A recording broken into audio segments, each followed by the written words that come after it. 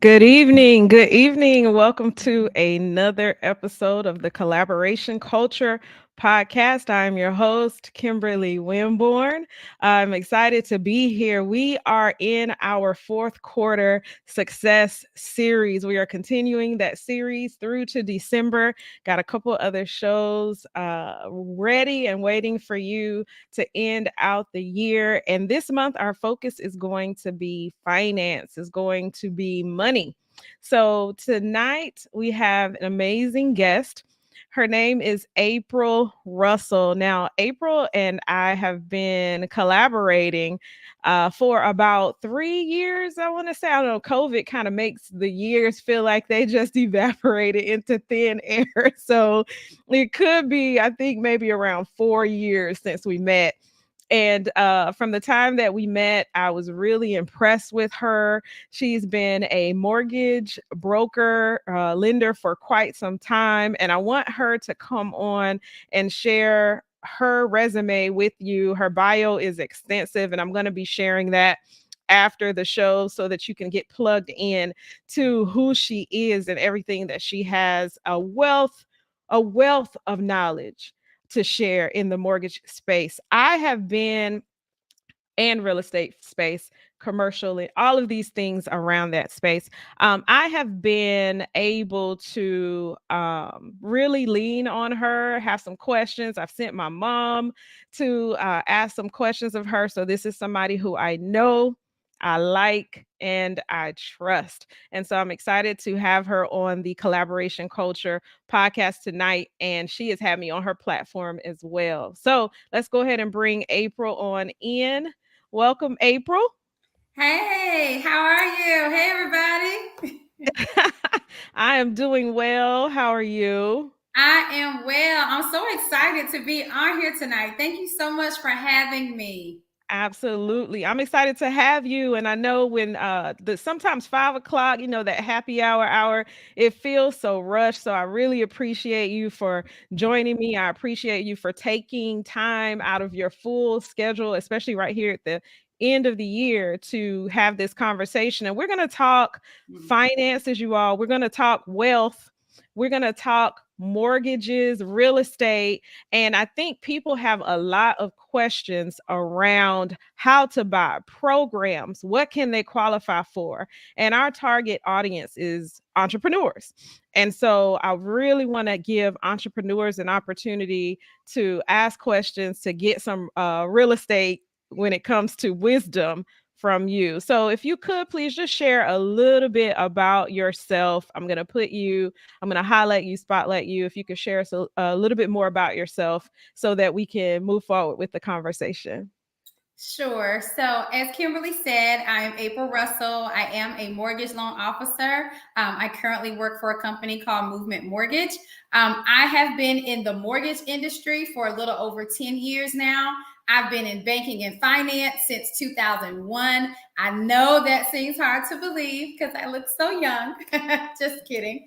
But I absolutely love what I do. I am very passionate about education. I want to inform or keep people informed about what's going on in our industry, what's going on in the real estate market, and just make sure that you're educated about the actual process and what it actually takes to achieve the dream of home ownership. I've never told somebody no before when they've approached me for a mortgage loan. I don't think I ever will. I usually say, look, I may not be able to give you a yes today, but I'm going to get you to the yes. My goal is to guide you and give you the steps so that you can be on your path to home ownership.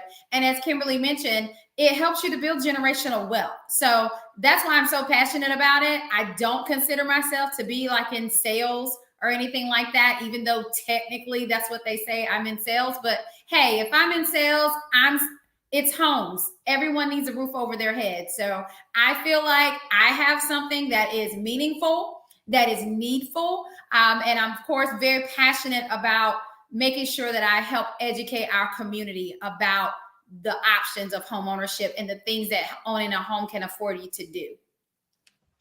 I love it. And I love that you are passionate about it and you sound very excited about it. So glad to have you on this evening. And welcome once again. So, April, I want to get your social media information so that we can share. So, if you could put that over in the private chat while I continue. So, for those of you who are joining us this evening, I would love for you to share, are you a homeowner? So the first question, are you a homeowner? And just put that in the comments. If you are a homeowner, put a 1 for those of you who are willing to participate. For those who catch the replay, are you a homeowner? Put a 1 in the chat.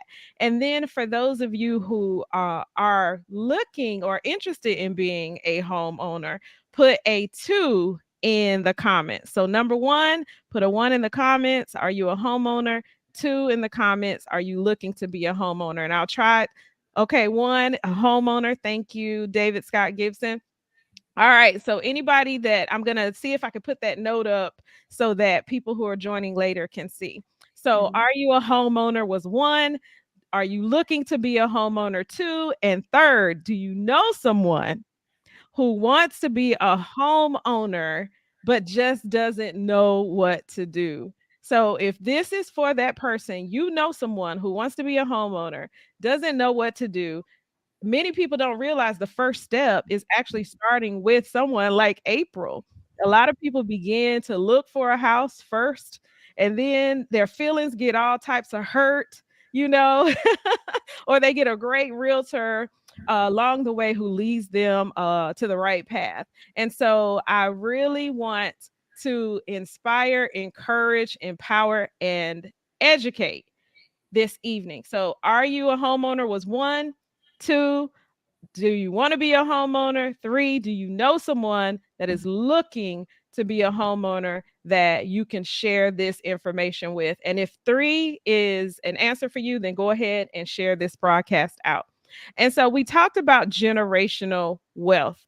One of the things that is really big for me, April, as you know, I have the debt detox, and I've been in finance as a coach and all of that for quite some time now. I believe about 8 years.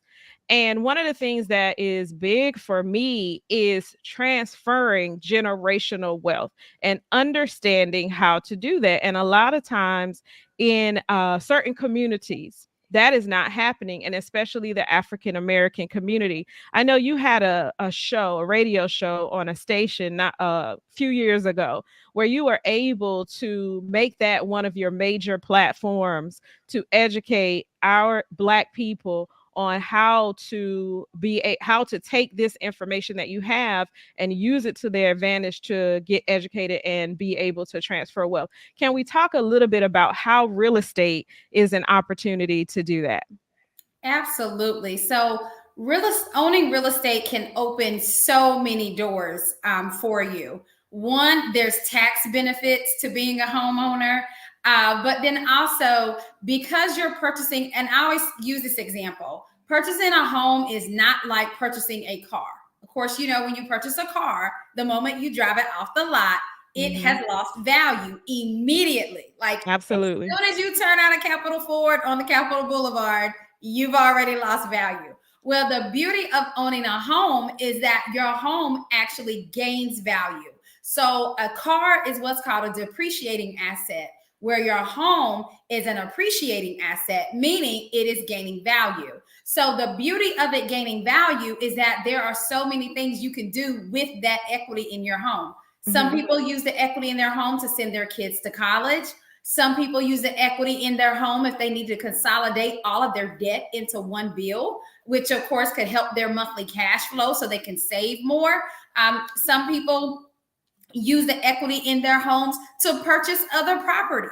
So, Yes. and again, real estate investing is not for everyone. But again, if you talk to any real estate investor or any guru, or generally most millionaires, where did it start with them? It started with owning property. It started with real estate. That is one of the number one ways in order for you to start to build wealth is to actually own a home, because you own something that gains value. Yes. Yes. And so what do you think is missing? Like, I know we're talking about education, but a lot of times we do also run into a lack of trust. Now, do you think that's related to education, or what do you think is the problem, and how can we move forward in order to get more people this information and education? What I should probably a better question, what are you doing in order to change the trajectory of that path? Okay, so I want to answer both actually. I'm going to Okay. answer the latter one first, and Okay. as far as what am I doing? So, what am I doing personally? April Russell, the loan Yes. officer. I am offering homebuyer education classes and seminars monthly to make sure that we get the right information out there, to make sure that people are not misinformed about the process. In addition to that, I'm posting social media, providing tips. I'm doing email drip campaigns and things, and sending information out so that I'm sharing with others what this process looks like and the steps that someone needs to take. But overall, you're right, Kimberly. It's not just education. I think when we think about banking and we think about the history of banking, and I think a lot of times people don't, sometimes you got to go back in order to go forward, right? Yeah. So that you can kind of know, okay, this is where we're coming from. Well, I think for a lot of us, and especially in the minority community, we don't trust banks. But the reason why we don't trust banks, if we're being honest, are for good reason. Yeah. The For some history. things that happened some years ago. Like, was redlining a thing? Absolutely. Were there certain banks that we could not bank at? Absolutely. That's why we have Black-owned banks. That's why they were created. Even with universities, that's why we have HBCUs. We couldn't go to other universities at a certain time. We obviously can now. But I think it's important to understand that, but also know that even though there's more work to be done, progress has been made. Yes. So a lot of times when we look at, okay, well, I don't trust banks, or I feel like they're going to misinform me. One of the things that I tell all of my potential buyers that are sitting in a home buyer seminar with me is that my goal is to set you up financially long term, not just for a short term time period. Absolutely. It's a long-term investment for you, but then also to understand, not only am I educating you, but I am not compensated in any way for a homebuyer seminar. I am not compensated for anything that gets posted. I am actually not compensated at all until my buyer gets keys in their hands. So it behooves me to guide you along the process and help you to get keys in your hand. Absolutely. There are a lot of, regulations and things like that are out there where you don't necessarily have what was considered predatory lending. Now, was that a thing before? Absolutely. But it's very few and far between now that you have that predatory lending out there. So it's really about, like you said with me, like, and trust me. That's what I want our community to do with me. I want them to get to know me, to know, like, and trust me, to know that I'm going to guide you properly along the way in terms of getting keys in your hand so that you can own a home. But that's ultimately what it's going to take. It's going to take a lot of education and getting the word out, because there's just so much misinformation out there. I mean, you Yeah. can Google right now and see misinformation Mhm. about Yeah. purchasing a home. So it's Yeah. really important for me personally to actually connect with people, which was the Mhm. purpose of the radio show and things like that, for people to know, hey, I'm a real person. I live right here in the Raleigh area and I care about you, Yeah. genuinely care about you, because Yeah. I know the doors that home ownership has opened for me. And I Mhm. want to be a caveat in opening that door for other people. Yeah, absolutely. And so I put up the question that we have on the table, you all. Now put in the chat, do you own a home? Put a 1. Do you want to own a home? Put a 2. 3, do you know someone who desires to buy a home? Put that in the chat and also share with that person if you know of someone. And so back to that mistrust. And I want to talk a second about banking and programs and things like that, especially if we can start with entrepreneurs, because I know a lot of times entrepreneurs are not set up appropriately to qualify for to qualify to be able to purchase a home, even if they have the income to do so. So can we talk a bit about that particular problem and or share some tips for entrepreneurs that you've been able to help to purchase homes? Absolutely. So, as an entrepreneur, there are really two ways for you to be able to purchase a home. You can actually go what we call the traditional route with the say a conventional loan or FHA or whatever.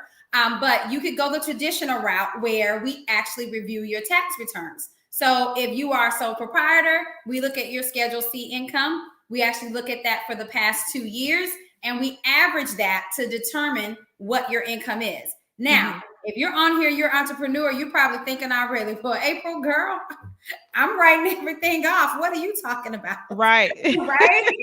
Yeah, Because yeah. some of our Schedule C's will show we grossed 300,000, but by the time we expense everything, we made 25. $10. Right? $10. And I get it. I listen. I am not knocking that. Okay, I am not. It is perfectly legal. Okay, but Mhm. I will say this: when it comes to purchasing a home, that may not necessarily be the best approach to take. When it comes to purchasing a home, because as I said, we are going to average that income. So Mhm. if you're reporting $25,000 a year of income on your Schedule C, we're basically averaging $50,000 over 2 years. So Mhm. Yeah. ultimately, that income it doesn't add up basically for you to be able to. The affordability is not there Yeah. ultimately. So I do advise for a sole proprietor, especially if you're starting out and you don't own a home yet, to, I don't want to say properly file your taxes, but maybe consider not writing off as much. Okay. Mhm.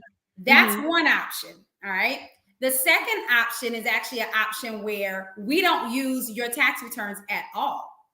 We actually have a loan that's called a bank statement loan. So, as long as you have been in business for at least 2 years, Mhm. we actually will take 12 months of your business bank statements and we will add up all of your income, basically deposits, what's going in. And we actually have a formula in regard to deducting expenses. And that's Mm. how we actually average your income, which for a lot of entrepreneurs or business owners, that method works better for them because Yeah. the money's actually coming in. It's there. I mean, I Mhm. meet so many entrepreneurs all the time. They're like, look, I know I can afford this, Mhm. and I'm looking at Yeah. their bank account like, you absolutely can based off of this. But if we're going that traditional route, looking at tax returns, it might look another way. Right. But back to that bank statement option, again, it allows us to use that 12 months of your business bank statement. So that is also a route that an entrepreneur could take in order to own a home. So if you are an entrepreneur out there, I will say this: all is not lost. Okay. I Mhm. don't care what someone has told you, what you heard, until you actually talk with a loan officer specifically about you and your scenario or your situation. I will say all is not lost, Yeah. And because you so really should have a consultation with someone to mhm. really discuss, because everybody's financial picture is different. Yeah. And some people are don't consider themselves necessarily entrepreneurs,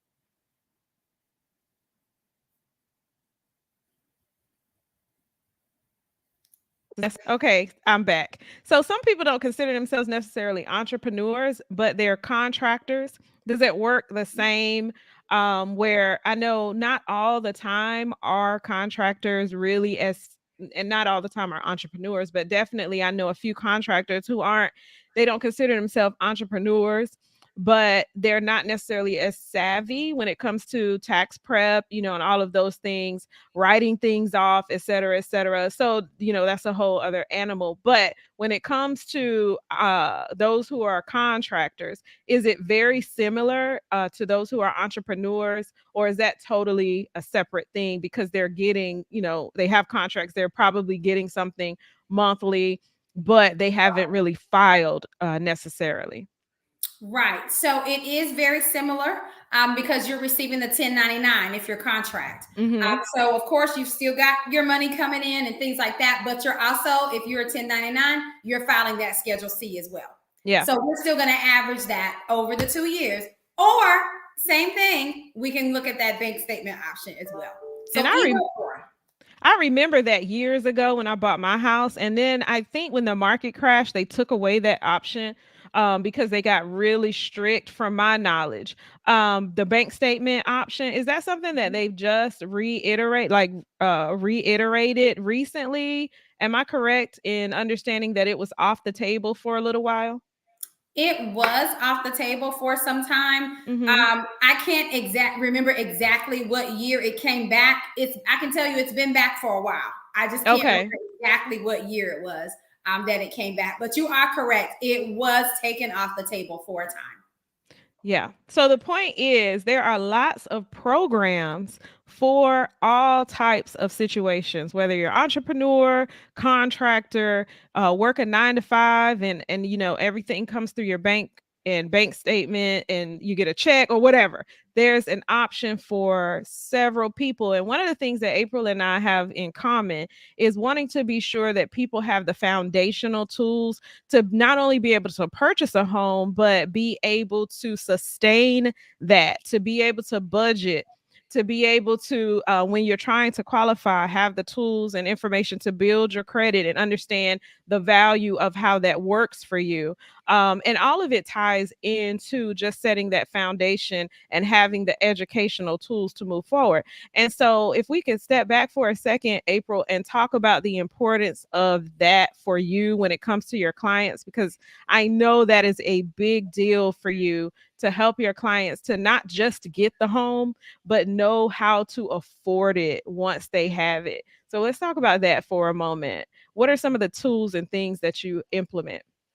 Absolutely. So, when you are looking to get qualified for a home, we are looking at something that's called your DTI, which is your debt to income ratio. Mm-hmm. And while the loan programs have their parameters for those, I always say I don't want to put you in what I call a house poor situation. So, I want you as a potential home buyer to have in mind what monthly payment makes you comfortable, Mm-hmm. because you know what you bring home each month, you know how you like to live and what you like to do. But also, it's really important to have a budget in place, and really important that you save money as well. Not just to purchase a home, but just save money in general. A homeowner right now, anyone that owns a home right now, should still have a savings plan. Like Mm-hmm. everybody should have a savings plan, whether you own a home or not. So Absolutely. something I've been doing here recently, of course, is offering your book, Kimberly, The Debt Mm-hmm. Detox. I've been offering that to clients that I have homebuyer consultations with, as well as offering it to those who are attending my homebuyer seminars and classes, just because I want them to have an additional tool in hand that can actually assist them and help them. And a lot of times too, when we're looking at getting qualified, as far as documentation we're looking at, if I Mm-hmm. have someone who says to me, look, I can't save money, or I don't know how I can save, I'll actually go through your bank statement. I always say $200 is my magic number. I can go through anybody's bank statement right now and probably find you at least $200 that you could be saving. Because here's what I know: people like to eat out. Yes. People like entertaining themselves. Mm-hmm. Of Yes, course, they do. having a good time. And there is nothing wrong with that at all. So, and here's the thing, when people think about budgets, it's, you don't have to completely do a 360 and alter your life. Let's set clear expectations here. If you're at Starbucks 5 days a week, try it just 2 or 3 instead of 5. That's still an improvement, right? We don't have to say, oh, well, I'm just not going to go to Starbucks anymore at all. The likelihood of you doing that is very slim, right? So we want to set goals and implement things and gradually get to that. That's not to say you can't stop going to Starbucks, but I think it's a gradual thing for you to actually get to that place. So that's what I want to help people do. You can still live a little. You just don't have to live as much as you've been living, right? Maybe you can go to the movies 1 time this month instead of 4 or 5 because you just like being in the theater and the atmosphere. Well, we can let that go for a little bit, right? Yeah. Delay some gratification. Yes, absolutely. Like Dave Ramsey said, you live like no one else, so later you can live like no one else. It's okay to make those small sacrifices right now because it's going to pay off and be beneficial for you later. Yeah. And so I know a lot of people want to know, is this a good time? You know, the market is all over the place. Financial advisors and those who are considering themselves gurus are saying a whole bunch about recessions and just different things that are coming our way. And we live and see inflation. I mean, that's going to happen anyway. And so is it a good time now to buy a home when it comes to the interest rates, or what is your perspective on that? And then one of the things that has come up with me recently, April, is about getting home equity lines of credit as opposed to a mortgage, especially I know I spoke with you about that. So can we talk a bit, especially when it comes to refinancing and things like that? So can we talk about both of those questions? Absolutely. So I will address, should someone buy a home now or not? I'll address that first, and then we'll talk about home equity lines of credit. So should someone buy a home right now? And hear me clearly on this. The answer is yes, you absolutely should. All right. Now, I'm not just going to tell you yes and not tell you why. Okay. So here's why. The first reason why is because you have less competition. If you think about the last few years we've had, and especially during COVID, there was such a shortage of homes, one, and an influx of buyers. So it was really difficult to compete. You had 20, 25 people making offers on the same home. Well, the market has shifted now, and as a buyer, it's actually shifting in your favor because now you don't have to hurry up and make a quick decision about a house because, hey, you got 5 minutes to look at it and 20 people are lined up outside. Like we all saw that clip on WRAL. Yes. That made it. It's like that was a real thing. That wasn't a one-off type situation. That was real. So imagine that many people competing for one home. So the reason why you buy right now is because you don't have as much competition. So for the person that says, hey, I'm going to wait until the rates come down. Well, guess what? If you say that, others are saying that as well. And that basically puts you right back with having to compete again. So you buy now because there's less competition. The other reason why you buy now is because home values are going to continue to appreciate, meaning they are still going to gain value. So the house you see today will still cost you more money 6 months or a year from now because it's going to gain value. Also, the other reason why you need to go ahead and purchase, and I hear people talking about rates all the time. And here's the thing. What's a rate? Don't let everything that you do ride on an interest rate. Do not make a permanent decision based on a temporary situation. And that's what interest rates are because they can be all over the place. It's a temporary thing. But your permanent situation is you need a roof over your head. Your permanent situation is you need to start building generational wealth. Be that first generation homeowner in your family. You need to do that. There are benefits to doing that. So you don't want to be out here saying you're going to wait. But when we're out here talking about interest rates, listen, if you buy a house right now and the rates go down, great, you can refinance. If you buy a house right now and the rates don't move, hey, you're doing just fine. And if you buy a house right now and let's just say the rates go up, guess what? you glad you got the rate you did get, right? Mhm. If they happen to go up. So the thing about it is you can't lose. You have more negotiating power right now as a buyer as well. You Mhm. sellers are paying closing costs again. You couldn't ask for closing costs a year and a half ago. That's Yeah. would throw your offer out the window if you try to ask them to help you with it. Yeah. And I Now remember those days, and I remember when they left.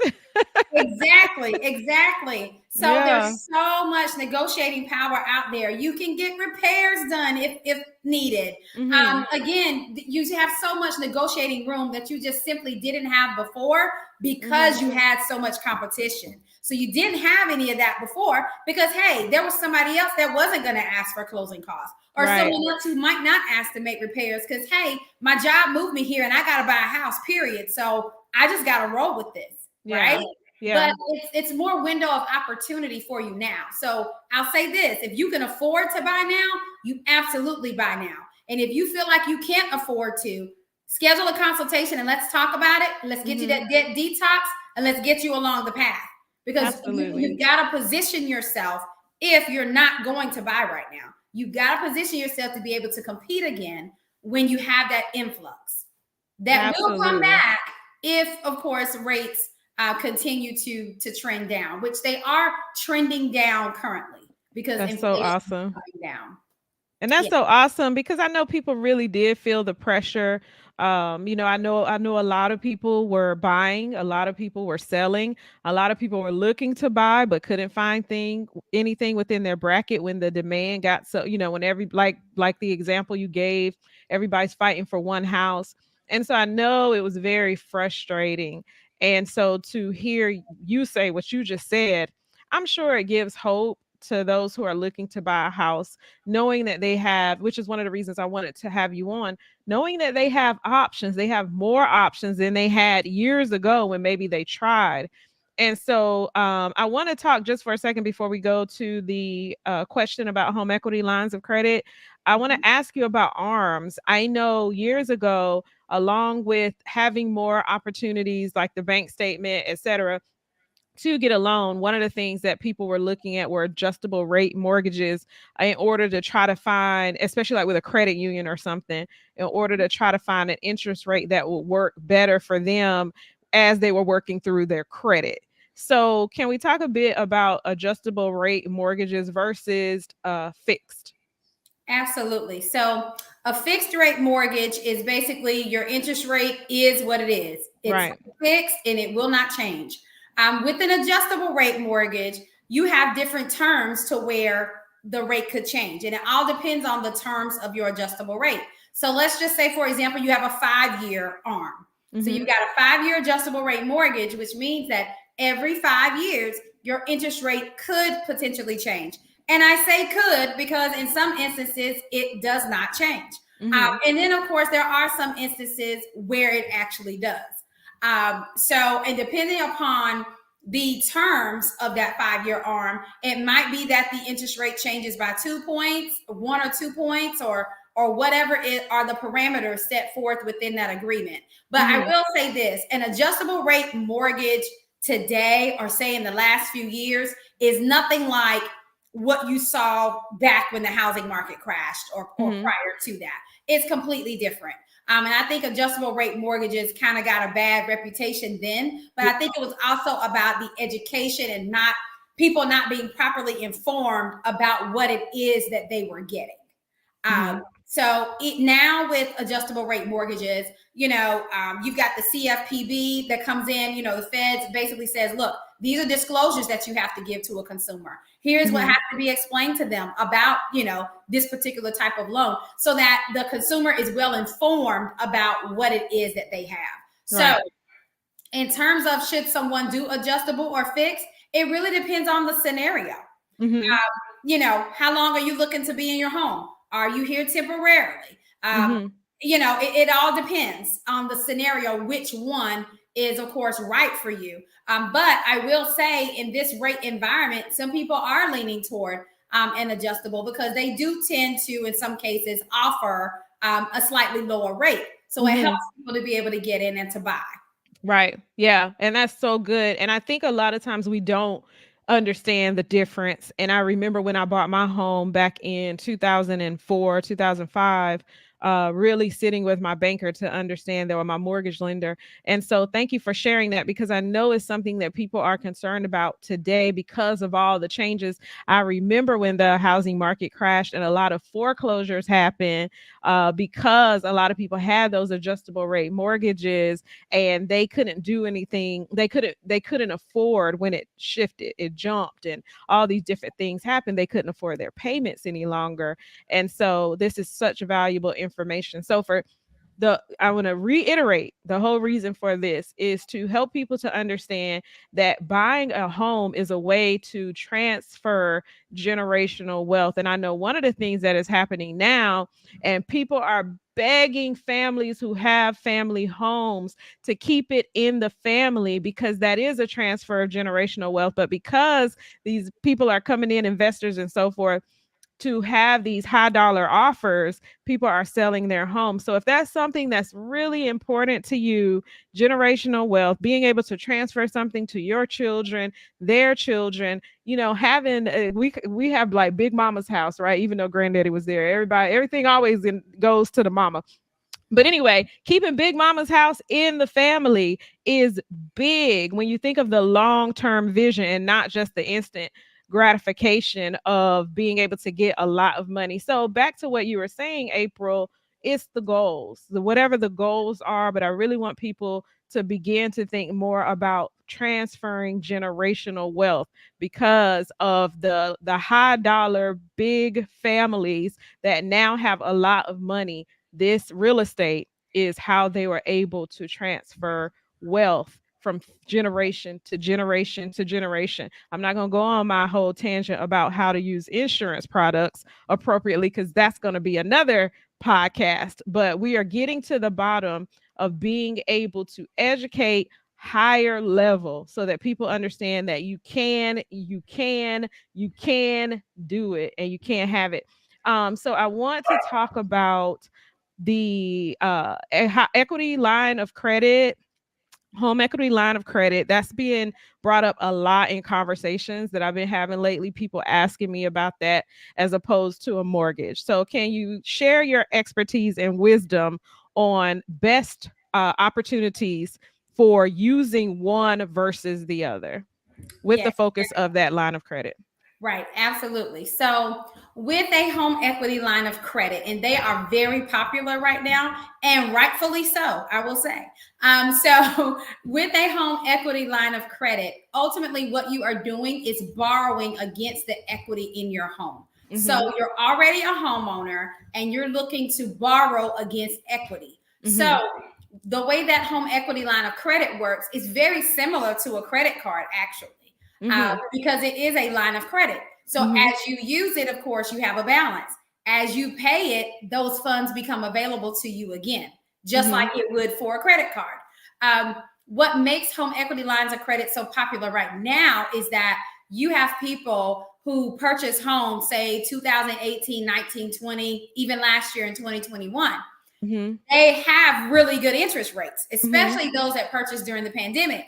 Your rates in the high twos, low threes. So refinancing your mortgage right now may not necessarily make financial sense for you to do Mm-hmm. because rates are higher at this Yeah. point. But you can still take advantage of getting some of your equity out of your home by actually doing the home equity line of credit. So that is why they're so popular right now, because for those people who have those lower interest rates, it may not necessarily behoove them to actually go into a refinance situation in order Mm-hmm. to cash out their equity. Now, for some people, it is worth it for them to do the cash out refinance instead of the equity line because maybe they've got debt that needs to be consolidated. So, Mm-hmm. with that, when we look at the numbers, even if your rate right now is 3.5 on your mortgage, and let's just say you're going to be at 6% now on this new loan when you cash out, if your total bills and debts that you're paying, say your car and you got, I don't know, 10 credit cards, another personal loan or whatever, by the time we roll in your previous mortgage payment plus all of that, it might be that your new payment on that cash out refi is actually lower, which would Mm-hmm. improve your cash flow. So Mm-hmm. if you're thinking about refinancing or you don't know, hey, should I do a home equity line of credit or should I just do a cash out refinance? I highly recommend that you talk with me or talk with the lender to actually discuss your options, because ultimately you want to do, again, what makes financial sense for you to do. Absolutely. Absolutely. And so I hope that that was helpful for someone out there. And like I said in the beginning, if you all know someone who is looking to purchase a home, who has a home and is thinking of refinancing and trying to figure things out, who is interested in becoming a buyer and needs this information, please, or seller, please send them this podcast recording, because April is a wealth of knowledge, as you guys can see. And that's why I was clapping, because Mona Patrick Grady said one of the best in the biz. Oh, hey, Mona. Yes, hey Mona.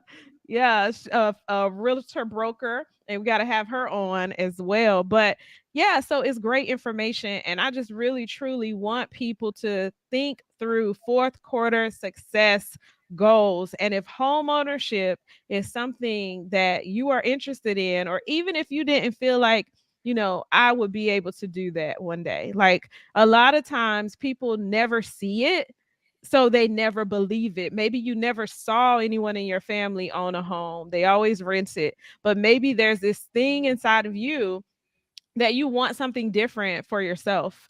And so here is a resource to help you to achieve that. These are resources to help you to achieve that. So our subject today, should I buy a home right now? Benefits of a home equity line of credit, adjustable rate versus fixed rate mortgage. And our guest today has been April Russell, who is a mortgage loan officer. You see her information scrolling across the bottom. One of the questions I asked at the top: do you own a home? So put that in a one in the chat for those who capture the replay. Do you want to own a home? Put a two in the chat. Three, do you know someone who desires to buy a home? Put a three in the comments.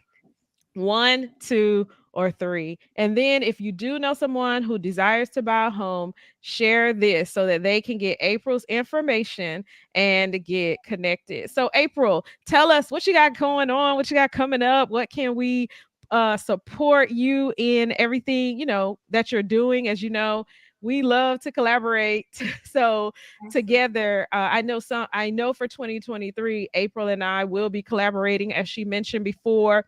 She's bought, I put out a post about somebody, a mortgage lender, buying 20 of my books. And so that was April Russell, because she sees the value in what I'm talking about in the debt detox.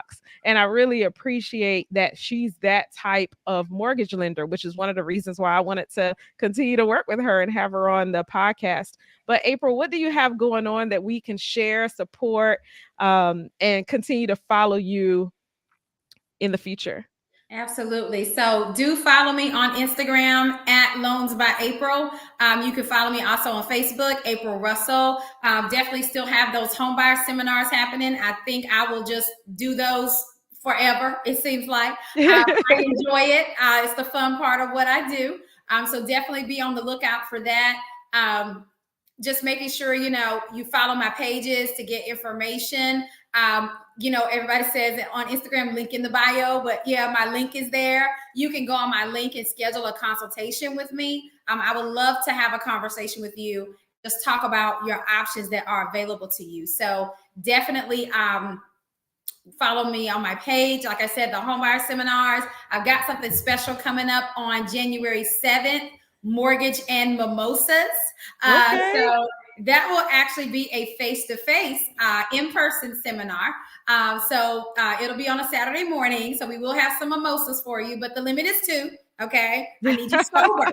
All right. I need you sober for the information we're going to share. But it's, of course, going to be a great time. So some big things happening in 2023. And Kimberly, I appreciate your partnership so much. I love your book. I've been giving it out to the masses just because I think it's very beneficial and helpful. And it really lines up with what I'm really trying to educate potential home buyers about. And of Yeah, course, before you even look to buy a home, you need to get your budget in place first.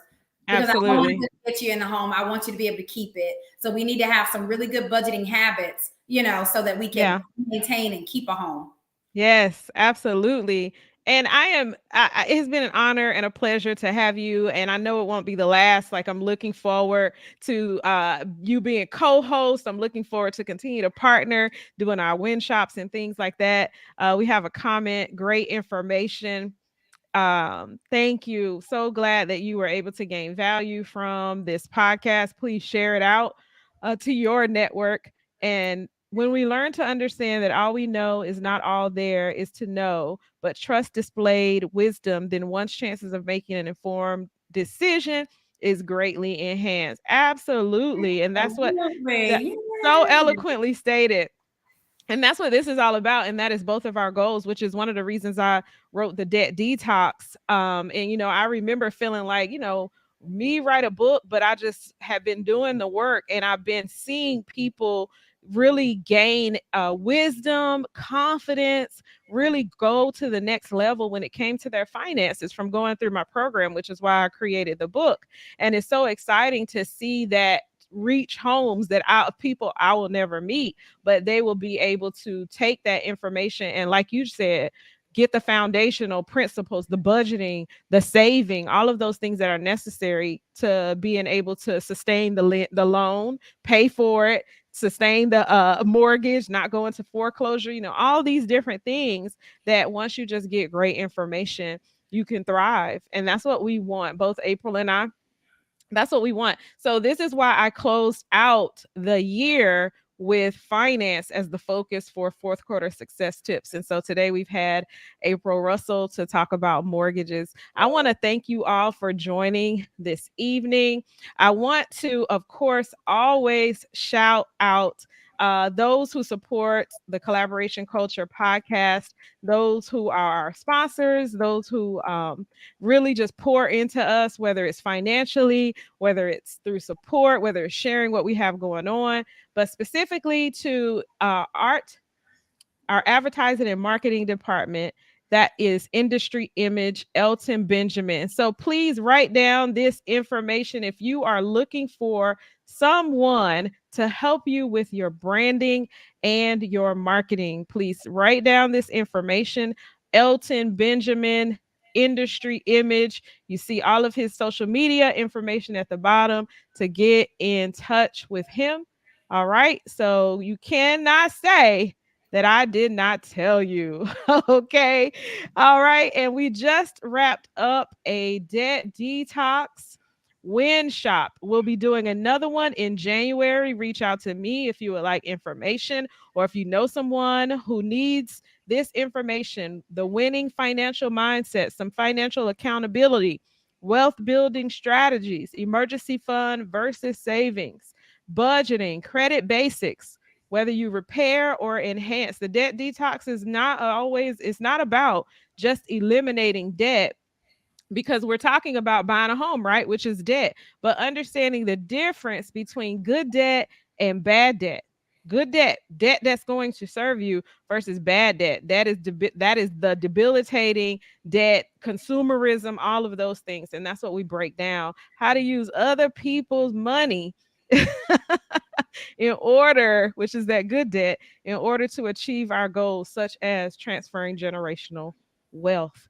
And so this has been amazing. Once again, thank you. You guys make sure to take down April's information.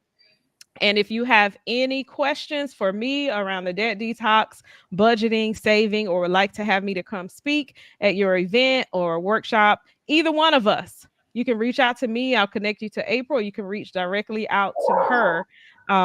And I'm sure we can provide value to what you have going on, especially in the area of finance. All right. So you all have a great, great rest of your evening. Thank you for the heart.